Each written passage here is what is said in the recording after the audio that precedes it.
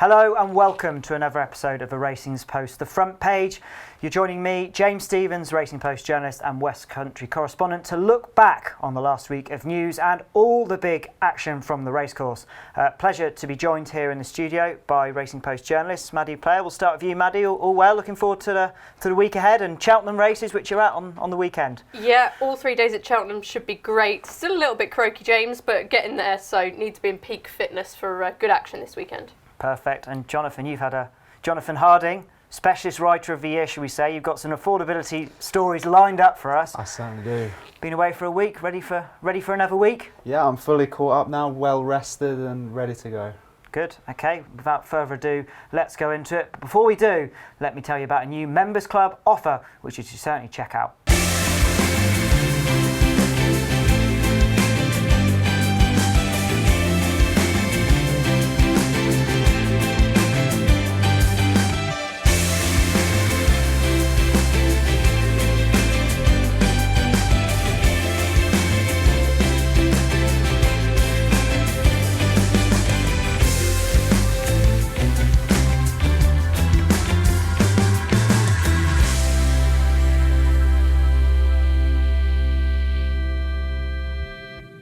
Okay, and the first item is, of course, some brilliant jumps racing we've had on the track. The Jumps is back. Brilliant racing, whether it's West Country weekend, of course, a little biased here, or indeed some fantastic action in Ireland. And it was to Northern Ireland and Down Royal where we saw the pick of it, the return of Gerri Colombe, described as the new Gold Cup hope running in the champion chase. He won, only just, but it was an impressive performance. He's now 4-1 for the Cheltenham Gold Cup. Can Galopin de Champ be beaten? Is this the horse to do it? He could well be. But perhaps most interestingly was the results in which Gordon Elliott trained 11 out of the 14 winners. It comes after a fantastic column from Lewis Porteous on Tuesday, spoke about whether British racing was in fact in a more healthy position than Irish racing. Surprising perhaps, considering in the studio we've discussed in the past the Irish rampant results at the Cheltenham Festival, but perhaps it is Ireland who are perhaps in a worse state than Britain because of the dominance of course, Willie Mullins and Gordon Elliott. So we'll look at that, and of course it comes as well after the entries for the Grade 1 Morgiana Hurdle. 9 of them, 5 for Willie, 4 for Gordon. Not so good. And of course Allaho, who we saw this week make a winning return, took on only 2 rivals in the Clonmel All Chels, one of which, and the main contender of which, from his stablemate. So there's a lot to unpack. Maddy, the first question really is that it's a bold statement, isn't it? We've seen the top Irish horses are from Ireland. The top horses are from Ireland. Is it more unhealthy because of this dominance of 2 races, and is the sport suffering because of it? I don't know whether necessarily it's more unhealthy, but that sort of dominance in so few hands is clearly unhealthy. By definition, you want racing to be a competitive sport. It produces a good spectacle. We saw that at Down Royal, even though there was only the 4 runners. But also in Ireland, I understand there is the strength and depth primarily with Willie Mullins and Gordon Elliott. Willie, for instance, didn't really launch much of a challenge at Down Royal. He'll be saving his runners for elsewhere. But I do at the same time think that there are some emerging trainers in Ireland. The likes of Gavin Cromwell is doing phenomenally well. Had another Royal Ascot winner this year on the flat, but of course is more well known for his jumps exploits. The likes of John McConnell, etc. Yeah. They might not necessarily be able to compete when we get into the big spring meetings with some of their big guns, but they're getting a better quality of horse. So I think those are the sort of people we should be looking at when it comes to challenging the likes of Willie Mullins and Gordon Elliott. But yeah, absolutely. I mean, when you have the dominance that the likes of Willie had and some of the numbers that we looked into back in the spring in those Grade 1s, he can just reshuffle his pack. And if these horses were in different hands, then they would race against each other more often. So I don't think it's too bold a statement. I don't think you can really disagree with it. But I do think that we could see change upon the horizon just naturally by other trainers innovating, doing things slightly differently and ultimately getting the results, which we have seen. Yeah, and you mentioned Gavin Cromwell there. 3 winners at Cheltenham in the October meeting, which is more than any other trainer. So it's a sign, and Lewis sort of points to us that the bigger Irish trainers are still winning big races, but that mid-tier, that next level down, they're sort of thinking a bit differently and targeting the Cheltenham meeting and doing it with all due respect, doing very, very well. there was another point, Jonathan, we'll come to you on this. Willie Mullins only had 2 runners at Down Royal, so there is an argument that you could say, well, he's not really turned up and it's not good for Irish racing. But in the balance of fairness, it was the 2 days at Exeter and Wincanton, which is Paul Nicholls' big stomping ground. He had 6 winners. There were no Nicky Henderson runners there. So you could argue that, is it just a case of Irish racing's becoming predictable, or trainers just have their habits and they're finding good opportunities?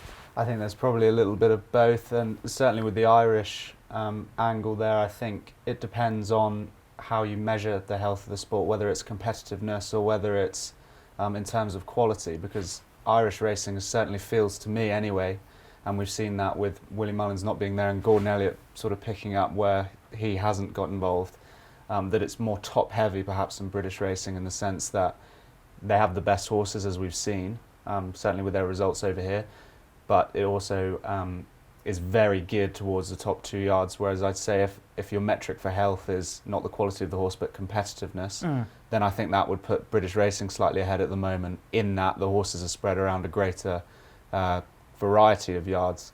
But it's certainly an interesting one. The big question that we often skirt around, I think, is, well, what do we do about it? Or are we just punishing success?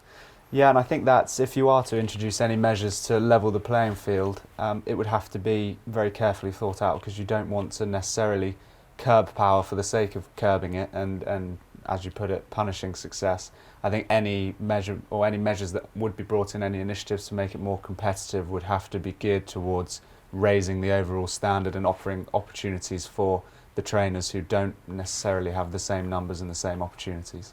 I think as well, if you look at other sports, James, there is almost slightly an inevitability about certain teams or people being dominant for long periods of time.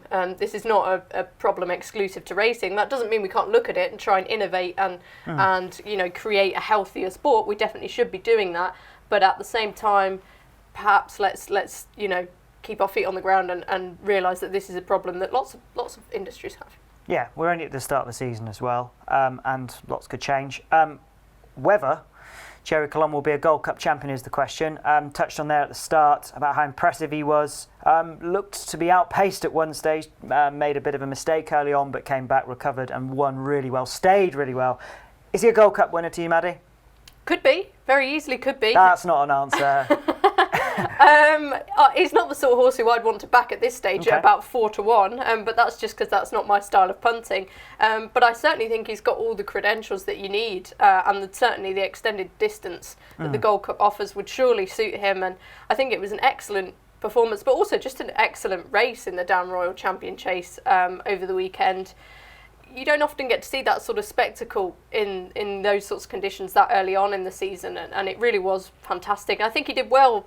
Jack Kennedy said afterwards that, you know, everything went wrong for him, really conflated jumping out to his left, and then Gerri Colombe had to switch, and he said he overjumped the last by a long way. This is a horse who has only been beaten once by my beloved The Real Whacker at Cheltenham last year, who we're going to see on Saturday, of course. He just seems to get the job done, and that's what you need in a racehorse. You know, you need a horse who's going to be able to deliver when conditions aren't necessarily in their favour. The interesting thing for me, maybe it's because I'm slightly romantic and find it quite interesting, is that Gordon Elliott all the way along has, you know, due to this horse's reputation and his brilliant record, has seen him compare him to his 2016 winner, Gold Cup winner Don Cossack. And I do think there are some similarities between the pair.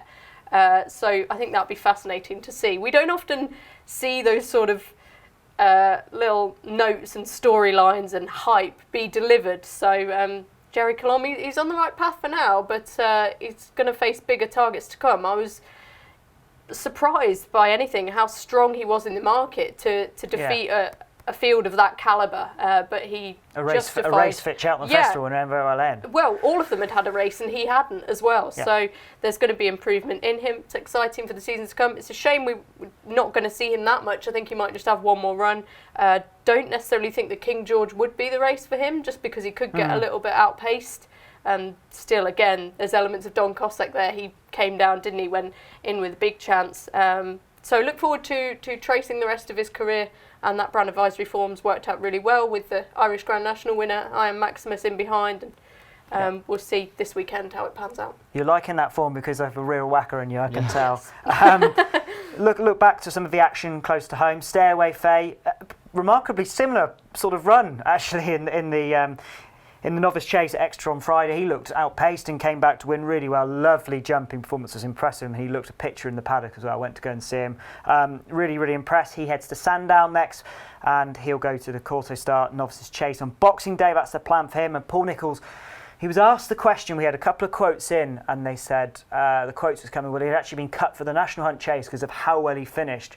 And the Brown Advisory quote, 10-1, had stayed the same. So we put the question to Paul Nicholls, and absolutely, like, you know what he's like sometimes. Nope, he's too classy. Be the 3 miler all the way, so good to see that. Other highlights: Elixir de Nuts winning the Holden Gold Cup, great for the Tizard family. Colin Tizard said to me after the race he never sees his son cry, but he did on Friday with grandson Freddie, or Joe's nephew Freddie, in the play. And finally, Felima in France, very impressive winner. Now 6-1 for the Stayers. So just on that, I wonder whether, because the Stayers is quite an open division this year. It's We've been saying it. We've been saying it for the last couple of seasons.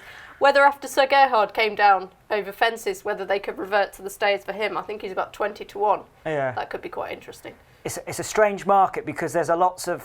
It's almost like who's going to fail in their novice chases and end up there. It's the most horrible market from an anti-post perspective. But one thing's for sure, he's owned by British owners, this French trained horse. Really impressive winner in France. So one to watch there. If you are considering a bet on the 2024 Cheltenham Festival, indeed a bet ahead of the week ahead, do make sure to check out some of the content in this week's Safer Gambling. Lots of content about this week, so do make sure to check that out. And Jonathan, we'll come to you on this. It's a big week for the sport, isn't it? Just to shed a light on what's available and look forward to that. No, absolutely. It's a hugely important week to recognise safer gambling because it's very easily done. I think it's, as people who like to have a bet, you can see how that might potentially get out of hand or it might become unsustainable. So it's an important week to just check in on people around you who like to have a bet, check in with your own habits. Why are you placing a bet? And just have a think before you do. And like you say, lots of material out there for anyone who would like to check it out. Yeah, good stuff to read, regardless of your situation. And the final thought we'll have just from the weekend's racing is with Graham Lee, who suffered a horrendous fall at Newcastle on Friday night. As far as we're still aware here on Monday morning, he's still in intensive care. Everybody at the Racing Post wishing him all the very best. Okay, on to number 2, Jonathan. You've been away in Devon and all you've been thinking about is affordability, right, isn't it? Yeah, exactly right. Yeah, after weeks of covering it, I spend most of my week off studying it as well. So a few developments this week. Most notably, I think, with Nick Rust on Tuesday, former BHA Chief Executive, has been named as the chair of the Gambling Commission's new industry forum. Now, you'll know from our coverage that one of the sort of criticisms levelled at the Gambling Commission, I think fairly, is that it doesn't have quite the sort of betting expertise in its ranks that you might hope for.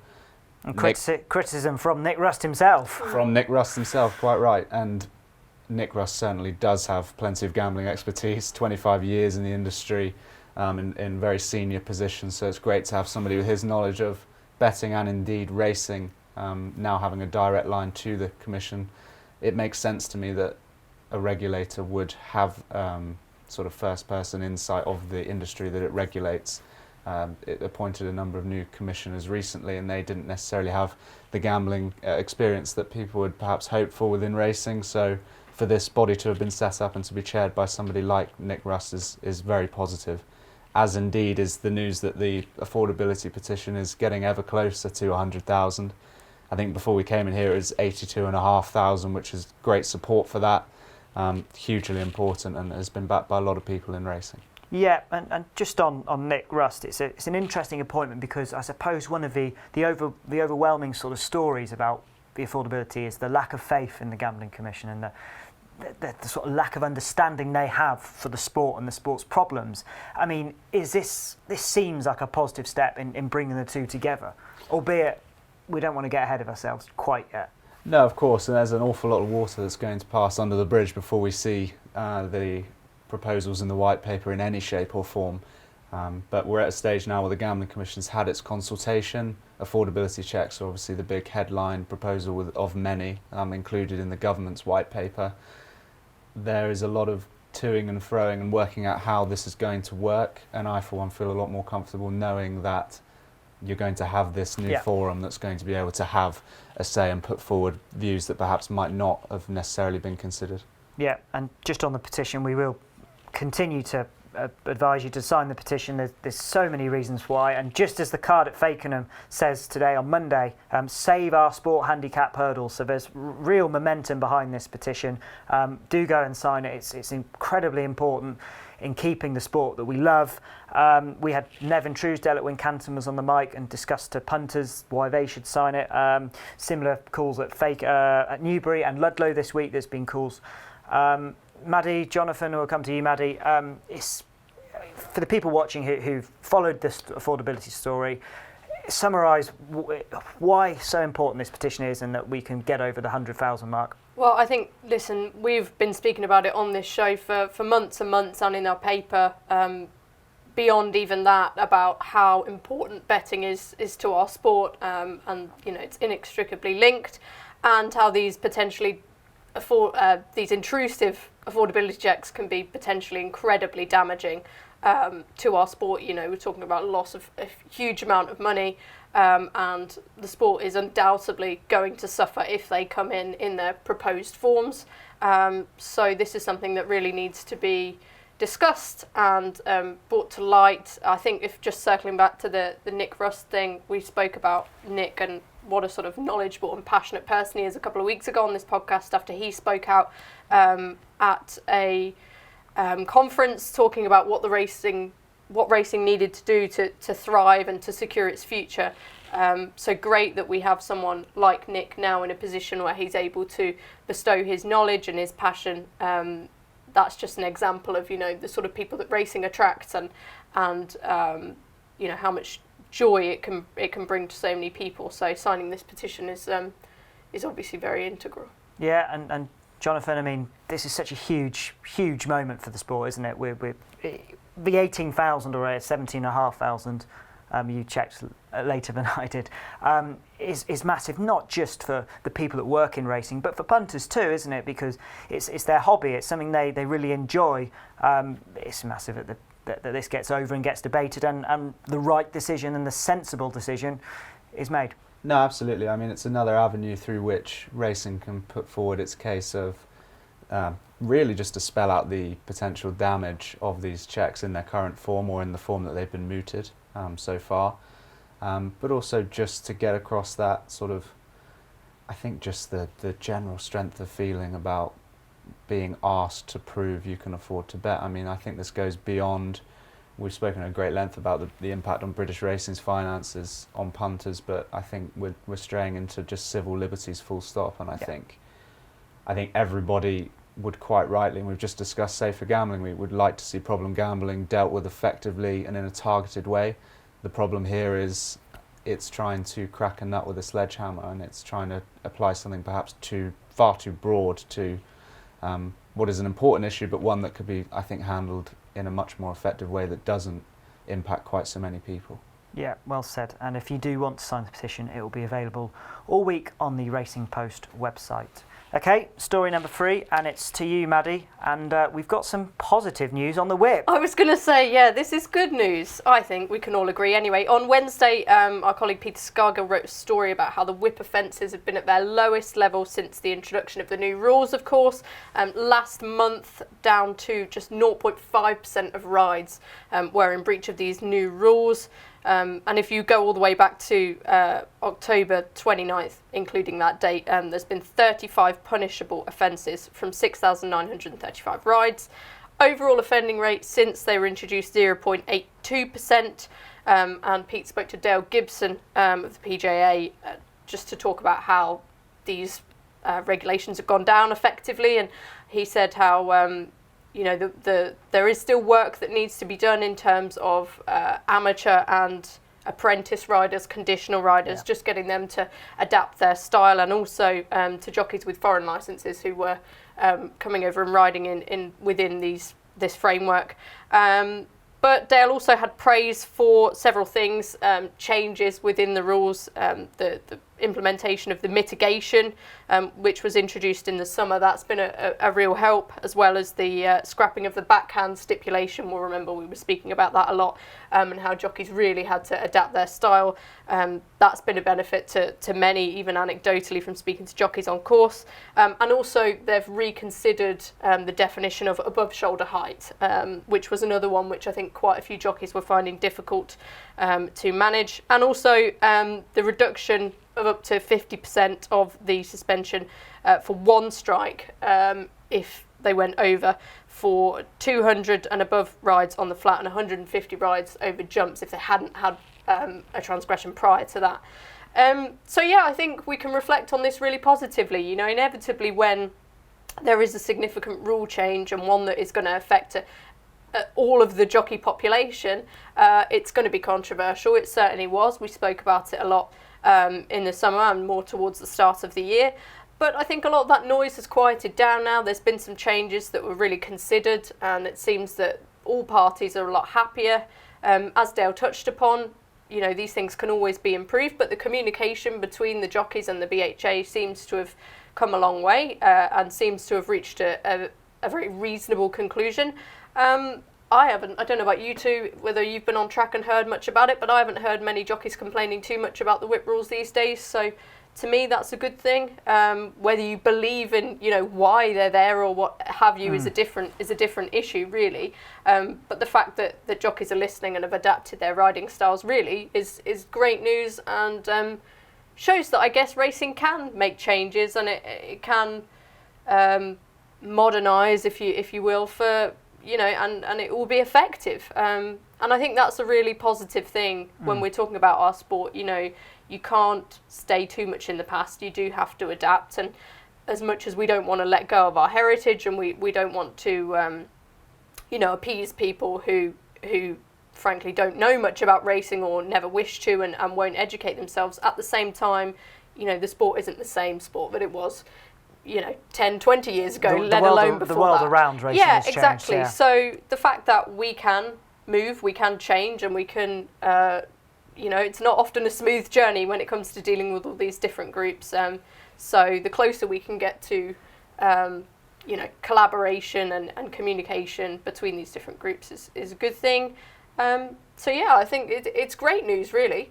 Yeah, there is one point that we'll have to pick up. So we've got the best way to measure the use of a whip would be the offence rate, which has dropped from 1.93% in February to 0.5% in October. So that's by far the best. But one of those was Frankie Dettori's 16-day winning ride on Trawlerman at Champions Day. Now, there was a mentality that was questioned, which was the win at all costs ride. Now, this is Champions Day. Frankie Dettori, as we know, will not be riding in Britain anymore. In fact, this last week we found out he's going to be on I'm a Celebrity, Get Me Out of Here, which would be pretty interesting. See how he gets on there. But this win at all cost mentality is that still a problem? Because we're going to come to a point in the season where we've got big races like the King George, the Welsh Grand National, Long Walk, where jockeys perhaps could afford in the big races to win at all costs in a King George and miss the midweek of January. It's not going to affect them too much. Is this still a problem, do you think?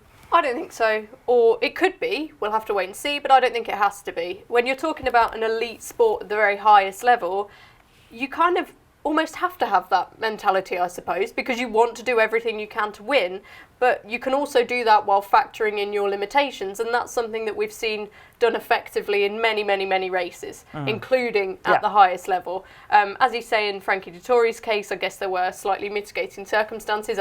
Not saying that came into his mind when he broke the rules. I'm sure it didn't. And of course, the ban was more because it wasn't a big race. Yeah, so exactly. That's worth we see pointing out as well. Those bans get elevated due to them being in big races. But yeah, ultimately, if you break the rules, then you should have to have the punishment. I think jockeys have already showcased how well they've adapted. And although we will see more evidence in the next coming months, I see no reason why they can't continue to do well even in the big races.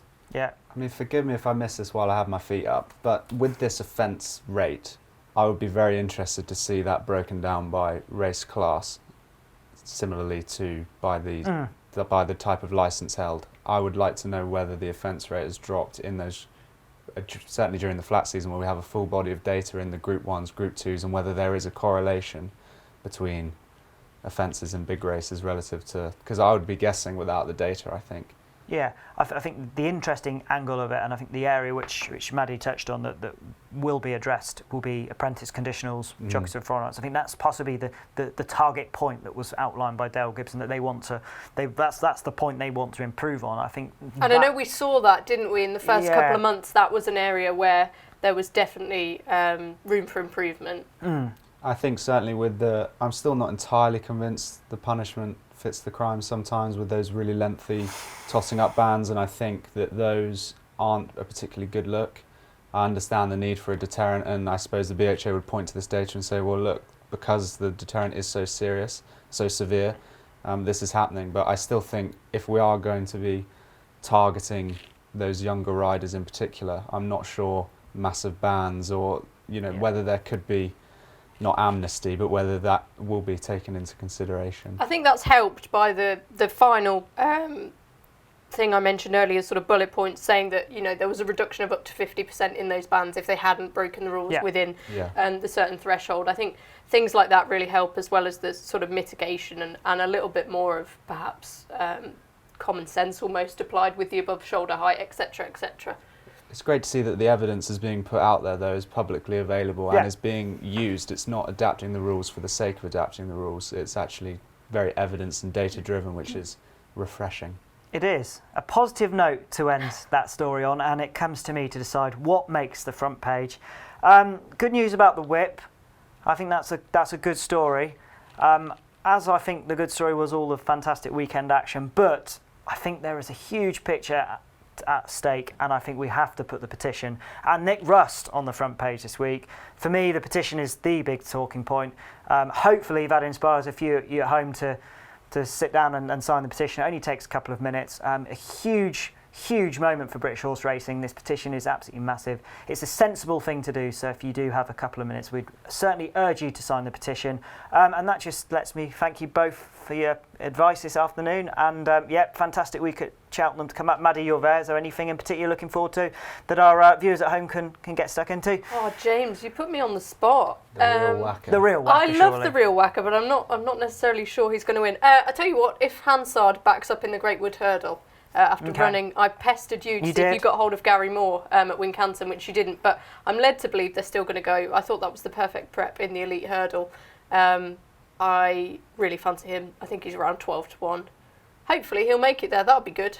Yeah, okay, well, you've just thrown me under the bus with a minute to go in the front page. Thank you very much. It's been Jonathan Harding and Maddy Playle and myself, James Stevens. Join us next week for an episode of the front page.